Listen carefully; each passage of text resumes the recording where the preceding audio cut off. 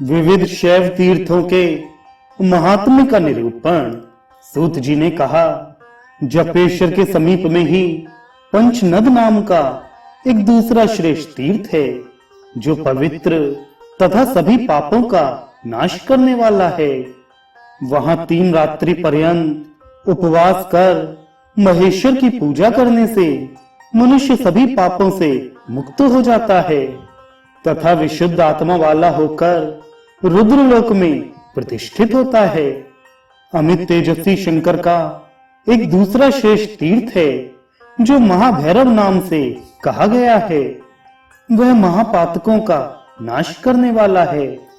वितस्ता नामक श्रेष्ठ नदी तीर्थों में परम तीर्थ है। वह सभी पापों को हरने वाली पवित्र और साक्षात पार्वती रूप ही है। अमित तेजस्वी शंभु का पंचतप नाम का एक तीर्थ है, जहां देवों के आदिदेव विष्णु ने चक्र प्राप्ति के लिए शंकर की पूजा की थी। पंचनद तीर्थ में किया गया पिंडदान आदि कर्म परलोक में अनंत फल प्रदान करने वाला होता है।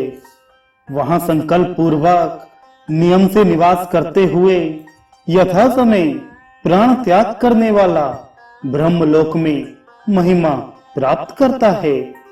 कायावरोहण नामक महादेव का एक शुभ तीर्थ है, जहां मुनियों ने माहेश्वर धर्मों का प्रवर्तन किया था। वहां किया गया श्राद्ध, दान, तप, होम तथा उपवास अक्षय फल प्रदान करने वाला होता है। वहां जो प्राण परित्याग करता है वह रुद्रलोक में जाता है।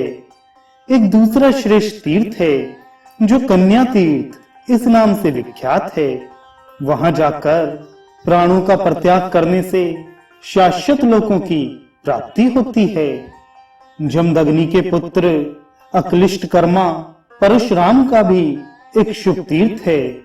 उस तीर्थ श्रेष्ठ में स्नान करने से 1000 गोदान का फल प्राप्त होता है।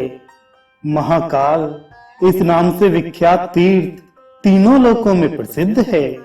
वहां जाकर प्राणों का परित्याग करने से गणपत्य पद प्राप्त होता है। श्रेष्ठ नकुलीश्वर तीर्थ गुह स्थानों में भी अत्यंत गुह है। वहां श्रीमान भगवान नकुलीश्वर विराजमान रहते हैं।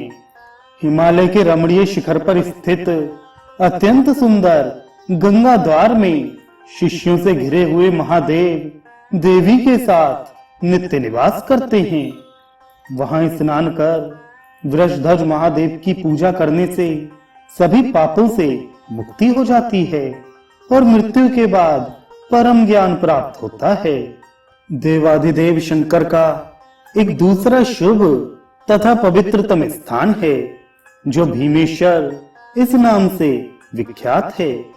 वहां जाने से व्यक्ति पाप से मुक्त हो जाता है।